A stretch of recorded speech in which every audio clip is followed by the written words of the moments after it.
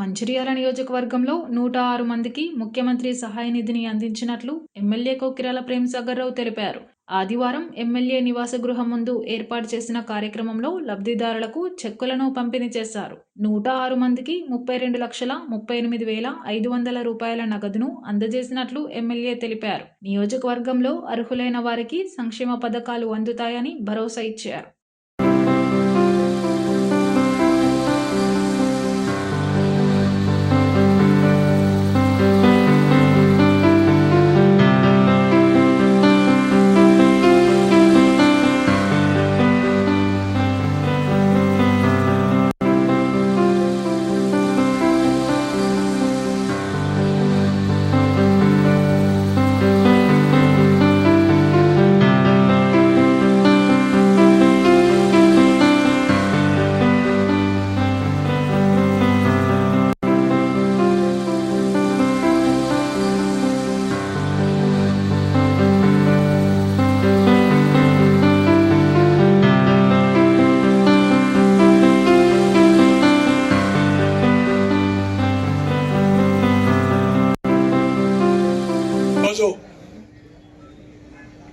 నేను ఇక్కడ నిలబడ్డానంటే ఈ చెక్కులు పంచే అవకాశం నాకు ఇచ్చిందంటే మీరందరూ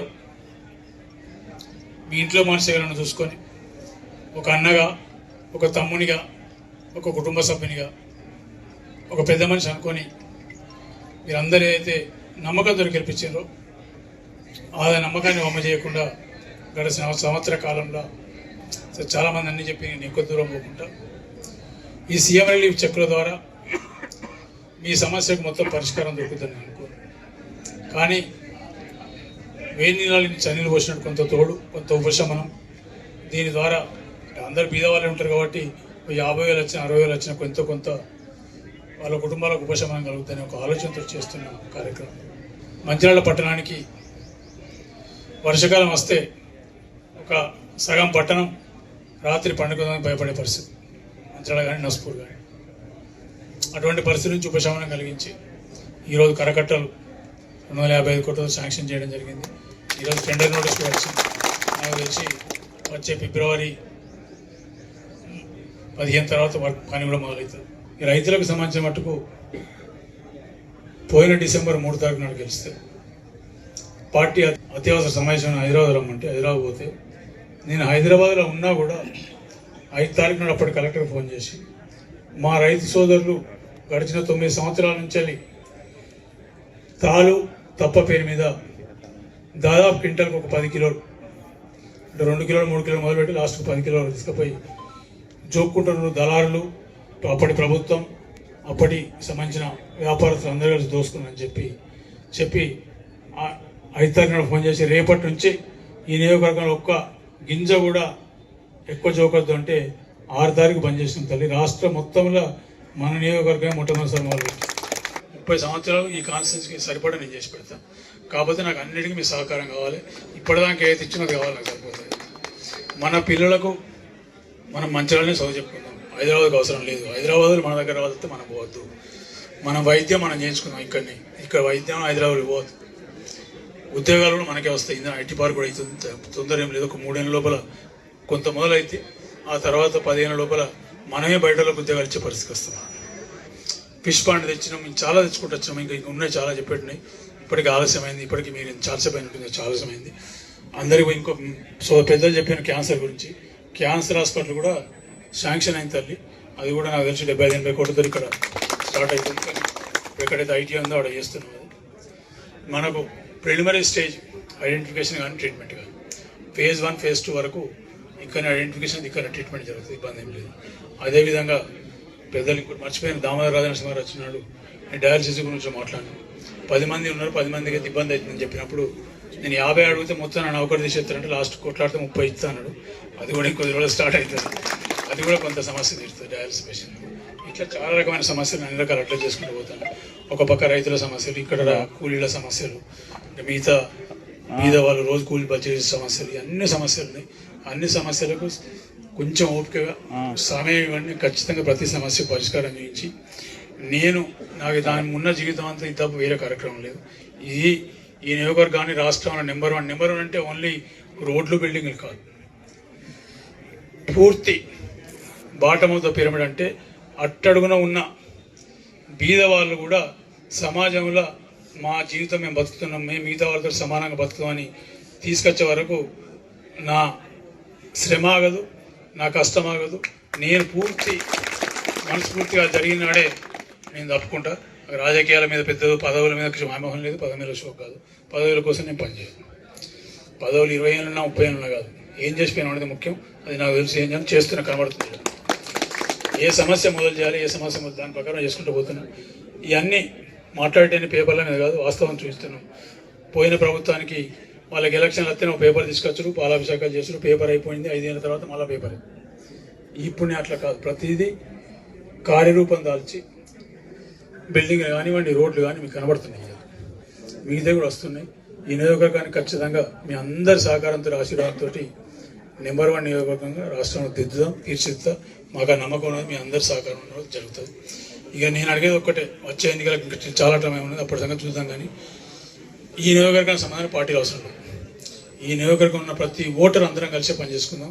మీ అందరి సహకారంతో ఎలక్షన్ అప్పుడు మీరు నిర్ణయం చేసుకుని రెట్టేస్తారు, అది మీకు కలిసి పెడతారు. కానీ అందరం కలిసి పనిచేసుకుందాం. నాకు సహకరించండి.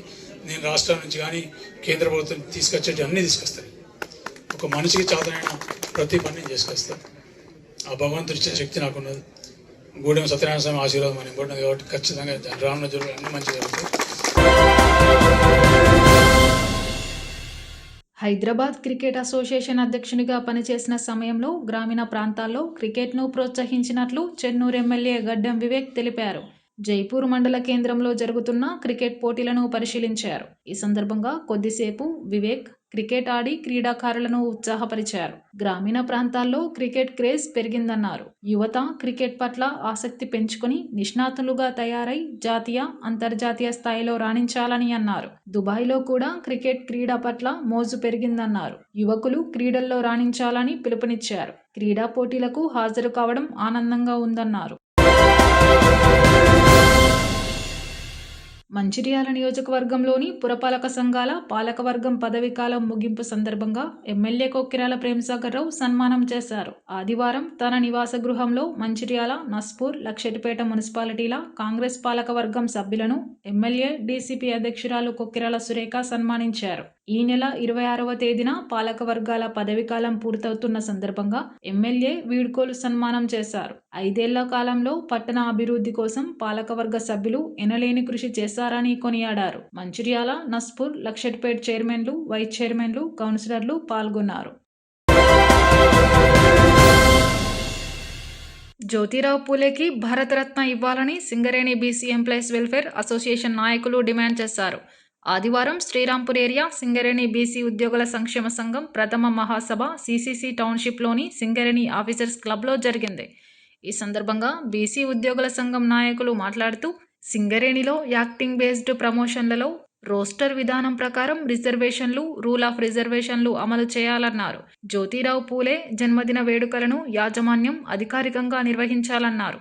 జనాభా ప్రాతిపదికన 60% రిజర్వేషన్ కల్పించాలని, బీసీలను ఆర్థికంగా, సామాజికంగా, రాజకీయంగా ఎదగడానికి చట్టసభల్లో బిల్లు పెట్టాలని డిమాండ్ చేశారు. సింగరేణి యాజమాన్యం 11 ఏరియాల్లో బీసీ లైజనింగ్ అధికారితో పాటు కార్యాలయాలు ఏర్పాటు చేయాలని, జీఎం కార్యాలయంలో జ్యోతిరావు పూలే విగ్రహాల ఏర్పాటు చేయాలన్నారు. శ్రీరాంపూర్ ప్రగతి స్టేడియానికి పూలే పేరు పెట్టాలన్నారు. ఈ మహాసభకు నాయకులు ముస్కి సమ్మయ్య, పేరం రమేష్, పెట్టం Lakshman, Nageswararao, Chiluka Srinivas, Harishankarrao, Baji Saida, Jetti Shankarrao, SO2GM Satyanarayana, DGM personnel Aravindarao, agent Rajender, SC liaisoning అధికారి కిరణ్ కుమార్, పర్సనల్ మేనేజర్ రాజేశ్వరరావు తదితరులు పాల్గొన్నారు. ఈ సందర్భంగా సింగరేణి కార్మికులు యాజమాన్య ప్రభుత్వాన్ని డిమాండ్ చేస్తూ ఉన్నారు. ఇవాళ ప్రస్తుతం ఉన్నటువంటి పరిస్థితిలోనే దామాషా పద్ధతిలో 60% రావాలి. అది పక్కకు పెడితే ప్రస్తుతం స్టేట్ రిజర్వేషన్ 29% ఉంది, సెంట్రల్ రిజర్వేషన్ 27% ఉంది. స్టేట్ రిజర్వేషన్ ప్రస్తుతం నడుస్తున్నటువంటి నేపథ్యంలో ఇవాళ NCAA ఉద్యోగులు వాళ్ళు చేస్తున్నటువంటి యాక్టింగ్ బేస్డ్ ప్రమోషన్లలో ఇవాళ 6 కంపల్సరీ ఉండాలి, రోస్టర్ విధానం ఉండాలి. అలాగే అధికారులకు సంబంధించిన దాంట్లో కూడా ప్రమోషన్లో క్లియర్ కట్గా 29% ఉండాలి. ఇకపోతే జ్యోతిరావు పూలే జన్మదినాన్ని పురస్కరించుకొని సింగరేణి కంపెనీ అధికారిక కార్యక్రమం చేపట్టడంతో పాటు వారి జన్మదినం సందర్భంగా పిహెచ్డి మాస్టర్ ఇచ్చి ఆ మహానీయుణ్ణి గుర్తించాల్సినటువంటి బాధ్యత యాజమాన్య ప్రభుత్వాలకు ఉందని సందర్భంగా నేను తెలియజేస్తూ ఉన్నా.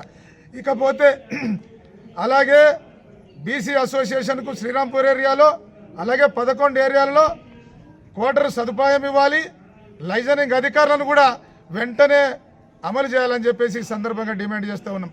ఇవన్నీ జరగాలంటే కూడా చట్టసభలలో ఇవాళ పబ్లిక్ సెక్టర్ కాబట్టి ఏదైనా ప్రభుత్వ ఆదేశాల మేరకు జరుగుతాయి కనుక ఇవాళ చట్టసభలలో కూడా సింగరేణిలో 60% ఉన్నటువంటి ఉద్యోగులు రాష్ట్రంలో కేంద్రంలో కూడా ఆ రేషియో అలా ఉన్నారు. ఇవి చట్టసభలలో అమలు జరగాలి అంటే మనకు దామాష పద్ధతిలో జనాభా ప్రాతిపదికన దామాష పద్ధతిలో మనకు రావాలంటే 60% రావాలి. ఆ 60% చట్టసభలలో ప్రజాప్రతినిధులు అమలు చేయాల్సినటువంటి బాధ్యత ఉంది. ఇవాళ ఆర్థికంగా, సామాజికంగా, సాంఘికంగా, సాంస్కృతికంగా, రాజకీయంగా ఇవాళ చట్టసభలలో ఇన్ఫ్లుయెన్స్ చేయాలంటే రాజకీయ పరమైనటువంటి పదవులు కూడా రావడం ద్వారా ఇవాళ బీసీ ఉద్యోగులు ప్రజలు ఇవాళ మన దామాష పద్ధతిలో తీసుకునేటువంటి అవకాశం ఉంది. ఆ డెవలప్మెంట్, ఆ ఉద్యమాలు స్టేట్ లెవెల్లో, సెంట్రల్ లెవెల్లో జరుగుతూ ఉన్నాయి. ప్రభుత్వాలన్నీ కూడా ఓటు బ్యాంకుతోటి ముడిపడి ఉన్నటువంటి నేపథ్యంలో 60% ఉన్నటువంటి మనం ఐక్యంగా దృఢంగా కనుక నిలబడితే ఇవాళ పాలక పార్టీలు మన దగ్గరికి వచ్చి ఏమి కావాలో మీకు అనేటువంటి పద్ధతిలో చెప్పేటువంటి పరిస్థితి భవిష్యత్తులో రాబోతా ఉన్నది.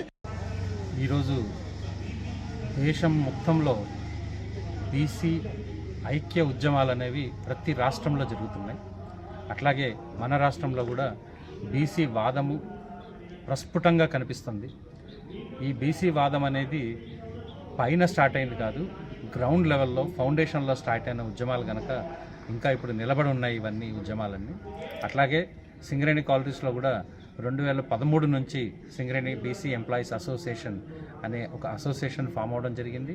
దాంట్లో భాగంగా ప్రతి గనిలో, ప్రతి ఏరియాలో, ప్రతి డిపార్ట్మెంట్లో కూడా కమిటీస్ ఫామ్ అవడం జరిగింది. ప్రతి గనికి పిట్ సెక్రటరీస్, అట్లాగే ప్రతి షిఫ్ట్లో కూడా shift incharges, assistant pit secretaries, ఈ విధంగా వ్యవస్థ ఏర్పాటు చేయడం జరిగింది. ఈ వ్యవస్థలన్నీ కూడా మళ్ళీ ఏరియా లెవెల్లో దానికి ఒక ప్రెసిడెంట్ లాగా, ఒక vice president, general secretary, organising secretary, media organising secretary, ఇట్లా ఒక్కొక్క ఏరియాలో మనం సింగరేణిలో తీసుకుంటే కనుక ఒక ఏరియా లెవెల్లోనే 100 మంది కార్యకర్తలతోటి ఒక చిన్న గ్రూప్ లాగా ఫామ్ అయ్యిన పరిస్థితి ఉంది. మనందరికీ తెలుసు సింగరేణి కాలేజ్లో తీసుకుంటే కనుక 42,000 మంది ఉద్యోగస్తులు ఉంటే అందులో దాదాపు 67% బీసీ. తెలంగాణ ప్రభుత్వం మున్నూరు కాపు కార్పొరేషన్కు 5,000 కోట్ల ఫండ్ ఇవ్వాలని తెలంగాణ మున్నూరు కాపు సంఘం రాష్ట్ర అధ్యక్షుడు Konda Devaiah, working president Borigam Rajaramulu demand చేశారు. ఆదివారం వేములవాడలోని మున్నూరు కాపు భవన్లో ఉత్తర తెలంగాణ స్థాయి మున్నూరు కాపు సంఘం కార్యాలయాన్ని ప్రారంభించిన అనంతరం ఏర్పాటు చేసిన సమావేశంలో వారు మాట్లాడారు. ప్రభుత్వం మున్నూరు కాపు కార్పొరేషన్కు 5,000 కోట్లు కేటాయించాలని, ప్రతి జిల్లా కేంద్రంలో మున్నూరు కాపు భవన్కు 2 ఎకరాల స్థలం కేటాయించాలని డిమాండ్ చేశారు. రాష్ట్రంలో 18% మున్నూరు కాపులున్నారని చెప్పారు. 40 నియోజకవర్గాల్లో మున్నూరు కాపులు అత్యధికంగా ఉన్నారని పేర్కొన్నారు. రానున్న స్థానిక సంస్థల ఎన్నికల్లో మున్నూరు కాపులు ఐక్యత ప్రదర్శించి అత్యధిక స్థానాలు సాధించుకోవాలని కోరారు. బీసీలందరినీ కలుపుకొని అందరూ గెలుపొందాలని పిలుపునిచ్చారు. రాజ్యాధికారంతోనే బీసీల ఆర్థిక, సామాజిక అభివృద్ధి సాధ్యమవుతుందన్నారు. తెలంగాణలోని 33 జిల్లాల్లో కమిటీలు వేసి గ్రామ, పట్టణ స్థాయిలో కమిటీలు నియమిస్తామన్నారు. గ్రామ స్థాయి నుంచి పట్టణ, జిల్లాల వ్యాప్తంగా మున్నూరు కాపు సంఘాన్ని బలోపేతం చేస్తామన్నారు. త్వరలోనే జిల్లా కేంద్రాల్లో మున్నూరు కాపు ముఖ్య నాయకులతో రాజకీయ శిక్షణ తరగతులు నిర్వహిస్తామన్నారు. ఈ సమావేశంలో రాష్ట్ర నాయకులు శ్రీనివాస్, రాజేశం, మల్క రామస్వామి, చింతపండు మల్లేశం తదితరులు పాల్గొన్నారు.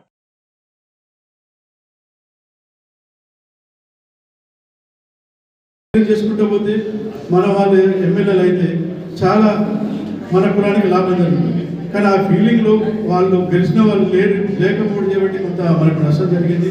ఇప్పుడు తన పెద్దపల్లి జిల్లా అధ్యక్షుడు చెప్పినట్టు ఈ కార్యక్రమం ఏదైతుందో ఒకవేళ అట్లాంటి పరిస్థితి కొంత ముఖ్యమంత్రులను కూర్చొని రాష్ట్రంలో సుదీర్ఘంగా దాంట్లో డిస్కస్ చేసి ఫ్యూచర్ మన కులాన్ని ఎట్లా డెవలప్ చేయాలి, మన ఎమ్మెల్యేలు ఎక్కడెక్కడ ఎట్లా గెలిపించుకోవాలి, ఎవరైతే గెలవగలుగుతారో, ఏం చేస్తే మనకు కులం అభివృద్ధి అయిందని ఒక ఎజెండా పెట్టుకొని రాష్ట్రంలో ఇంపార్టెంట్ ముఖ్యులందరూ అక్కడ కూర్చొని దీని మీద చర్చ పెట్టుకొని దాని ఇప్పటికైనా చెప్తారు మన కళ్ళ ముందు ఉన్న వాళ్ళు. రేపు పొద్దున ప్రతి ఒక్క సర్పంచ్, ప్రతి ఒక్క వార్డు మెంబర్ బీసీలను కలుపుకొని వాళ్ళని గెలిపించుకుందాం, మనం గెలుద్దాం. రేపు పొద్దున ఎమ్మెల్యేలు వాళ్ళు రావాలి, మనం రావాలి.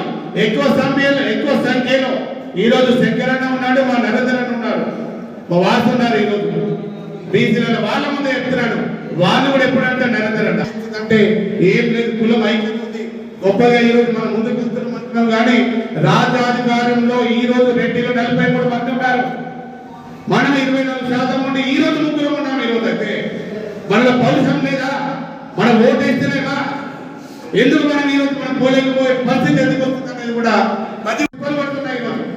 రేపు పొద్దున 10,000 కోట్లు వచ్చే 4 సంవత్సరాల తర్వాత మన వాళ్ళు ఉన్న బీసీలు మనకు సపోర్ట్ చేస్తారు, వాళ్ళకి మనం సపోర్ట్ చేసి 10,000 కోట్లు మన కార్పొరేషన్ ఫండ్ తీసుకునేందుకు ప్రతి ఒక్క ముందరు కాపు బిడ్డ మన ప్రయత్నం చేయాలని నేను కోరుతూ, ముందరు కాపులు ఎక్కువ మంది గెలుస్తారు అని చెప్పేసి అంటాడు. ఈ రోజు ధర్మంగా చెప్తున్నాను. ఈ రోజు అయితే మరి ఈ రోజు టీఆర్ఎస్ పార్టీలో బలంగా ఉన్న వ్యక్తి కూడా ఈ రోజు కులం కోసం పనిచేస్తున్నాడు.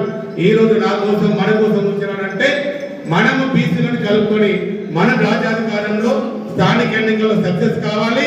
వచ్చే ఎన్నికల్లో మనలు పర్సెంటేజ్ ప్రకారంగా ప్రతి ఒక్క బీసీ నుంచి ఎమ్మెల్యేలు గెలవడానికి కోసం ప్రయత్నం చేయాలి. మనం గెలవాలి, బీసీలను గెలిపించుకోవాలి.